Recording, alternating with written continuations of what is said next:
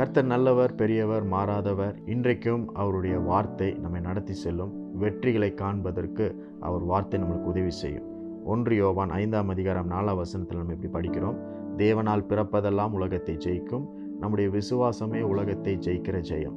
நம்ம படிக்கிறோம் தேவனால் பிறப்பது. தேவன் அப்படின் போது அவர் சர்வ வல்லவராக இருக்கிறார். அவர் வார்த்தையானவராக இருக்கிறார். அவருக்குள்ளாக மறுபிறப்பு அடைந்த நீங்கள் உலகத்தை ஜெயிப்பீர்கள்.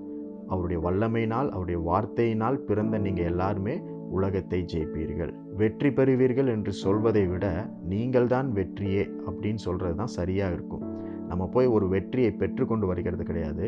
நீங்கள் இயேசுவுக்குள்ளாக மறுபிறப்பு பெற்றிருக்கிறதுனால, அவருடைய வார்த்தையினால், அவருடைய வல்லமையினால் மீண்டுமாய் பிறந்திருக்கிறதுனால நீங்கள் தான் வெற்றியாக இருக்கிறீங்க. நீங்களே ஒரு வெற்றியாக இருக்கிறீர்கள். 2வது பகுதியில் படிக்கிறோம், நம்முடைய விசுவாசமே உலகத்தை ஜெயிக்கிற ஜெயம்.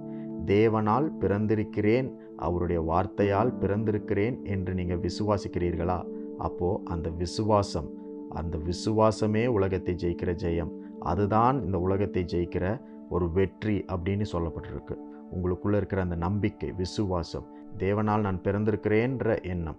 இன்றைக்கு நீங்கள் செய்ய வேண்டிய காரியம் என்னென்னா, தேவனால், தேவ வல்லமையினால் நான் பிறந்திருக்கிறேன் என்ற சத்தியத்தை நீங்கள் விசுவாசித்தால் போதும், உலகத்தை ஜெயிப்பீர்கள்.